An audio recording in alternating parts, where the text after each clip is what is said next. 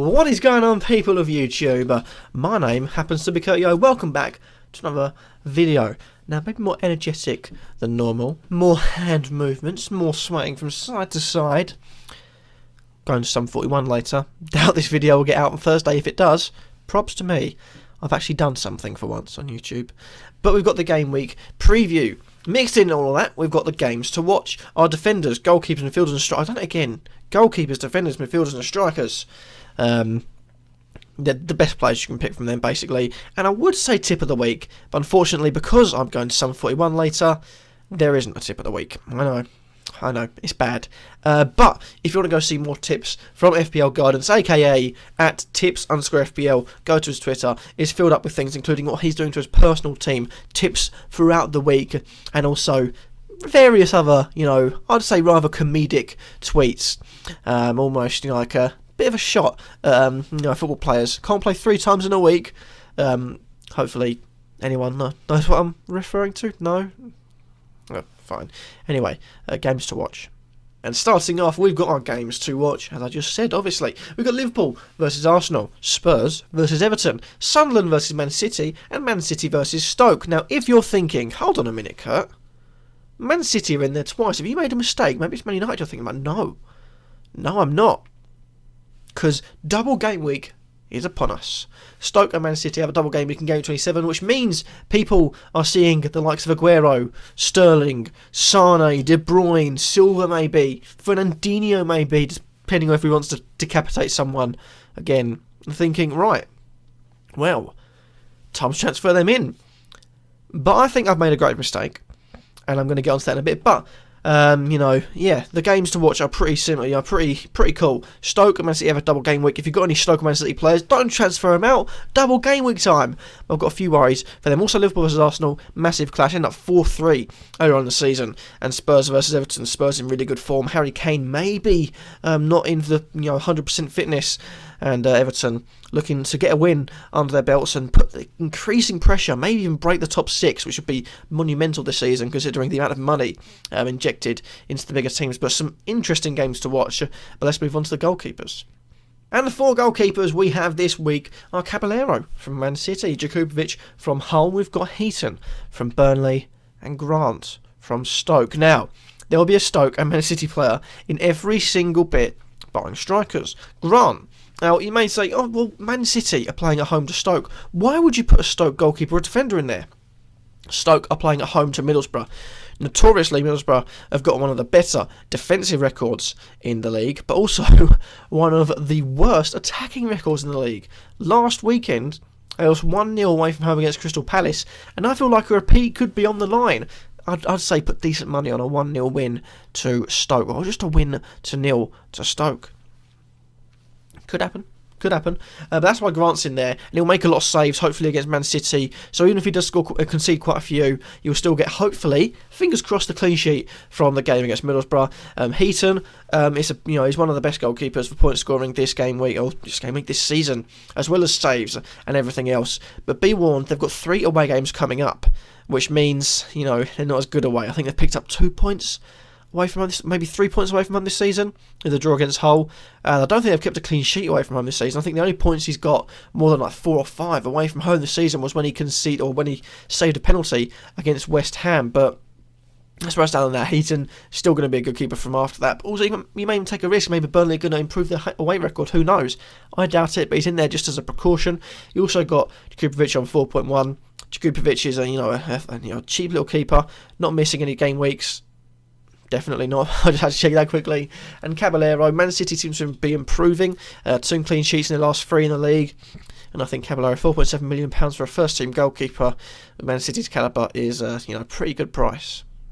Moving on to the defenders. We have 6, and 6 in the midfield as well. But I'll come to midfield in a sec.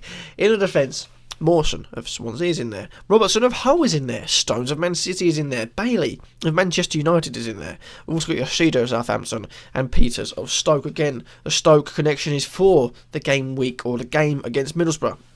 Defenders, they're an odd one.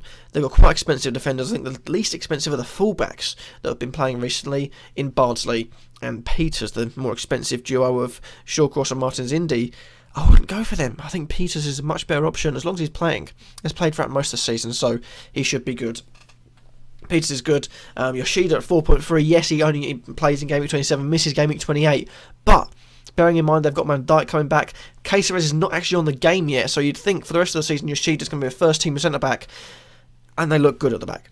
Yes, they were beaten by Manchester United 3-2. They conceded 3, but that's, against Zlatan Ibrahimovic, you scored a free kick, scored a great header late on. Maybe it was a poor marking. Also Lingard, who only turns up for Wembley, it seems.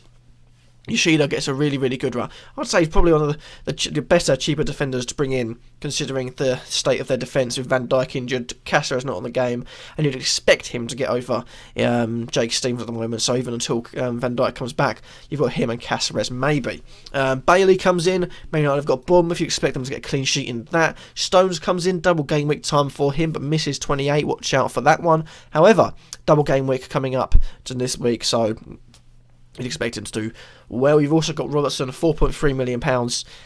Really good, really cheap. Away against Leicester could be tough, but I think it'll be a decent game for Robertson. And also he's £4.3 million, one of the better, cheaper ones. And also Mawson of Swansea. Yes, this weekend they've got a rather tough game. I'm trying to find them. No, they haven't. They've got Burnley. I thought they'd play in Chelsea, but I realised that was last week. They've got a decent, got a few games coming up, and Mawson, A, can show that Swansea get clean sheets, i.e. at home against Leicester or away against Leicester, whatever one it was, and B, scoring 3 goals in the last 7 game weeks looks really good for him. With Sigurdsson, crossing the balls in there from set plays, he looks really good, but waffled on for too long. Let's look at the midfielders. And in the midfield, Sterling of Man City, Pedro of Chelsea, Sigurdsson of Swansea, Allen of Stoke, King of Bournemouth, and Lanzini of West Ham United. Sterling. Now, I've put Sterling in there, and I couldn't bother to change it, because why not? But there's also De Bruyne, Silva, Sane. Those are the other 3 I'd consider. Maybe not Nolito, because I don't think he's in the first team books at the moment. But why is Sterling a risk? Simply because you've got De Bruyne who came off, Sane who came off in the midweek game against Huddersfield. Sterling didn't. Maybe that's a sign he might be rested, but the only problem with that is that he did really well against Huddersfield. He got an assist for 2 of the goals, I believe the Sane goal and Aguero's second. Looked really good and lively. So I'd say definitely, maybe Pep thinking, I can grab Nolito in for these games. No, because Sterling is a great, great player. Whether that means Sterling will play both of these, miss out the FA Cup, hopefully. But Sane, I think, could play both. Aguero would definitely play both. I'll get into that in a bit. He's a striker. But Sterling is a risk. But I'd say, they're professional footballers. They should be able to play, as FPL Guidance said on Twitter, as well as what's quoting earlier. They've also got Pedro doing well against for Chelsea. Sigurdsson, his right foot, Jonathan Ross a bit. Right foot is a wand. He's like Harry Potter, but he's a footballer. Sorry, he's not Harry Potter. He's not even called Harry. Weird that. But he's looking good, and Swansea play at home against Burnley. Burnley's away record is shocking, but they've got decent points totals. They're actually doing better away from home, not winning. I don't think they've won away from home this season, but I think Swansea should get at least a couple of goals in this one. You've also got the fact Allen is £5.1 million, double game week, should play both. Looking a good little transfer prospect. You've also got King, who's playing up front for Bournemouth, so he gets those clean sheet points if they get a clean sheet. He gets those extra goal points if he scores. But they've got Manchester United. They've also got no double game week, so that's why he's in there. And also Lanzini. West Ham face a tough old home tie against Chelsea. But they don't miss a game week, so it's worth noting that. And lastly, we finish on the attackers. Aguero, Llorente, Gabbiadini and Niasse. Now, I brought Niasse in last week. He didn't start, but hopefully he should start this coming game week because they did shite. Well, who played for Burnley? Who played for Burnley? Who played for Hull up front in the last game week? I don't know, because they were that bad.